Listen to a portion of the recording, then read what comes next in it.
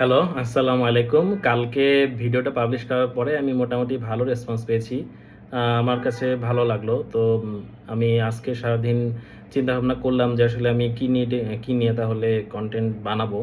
তো আমার মনে হলো যেহেতু আমি প্রফেশনালি একজন প্রোডাক্ট মার্কেটিং ম্যানেজার হিসেবে কাজ করছি এবং আমার ডেইলি কাজ হলো আসলে ডিজাইনার, ডেভেলপার, সেলস টিম এদের সাথে কাজ করা এবং কিভাবে একটা মানে SaaS প্রোডাক্ট বা একটা ডিজিটাল প্রোডাক্টকে কিভাবে গ্রো করা যেতে পারে এটা নিয়ে কাজ করি। তো আমি ঠিক করলাম যে এখন যেহেতু এআই এর একটা যুগ চলছে, তো এআই তারপরে SaaS প্রোডাক্ট পজিশনিং এবং মার্কেটিং আর হলো ডিজাইন এই নিয়ে আমার আসলে যে প্র্যাকটিক্যাল এক্সপেরিয়েন্স আছে, তো এগুলো নিয়ে আমি কনটেন্ট বানাবো।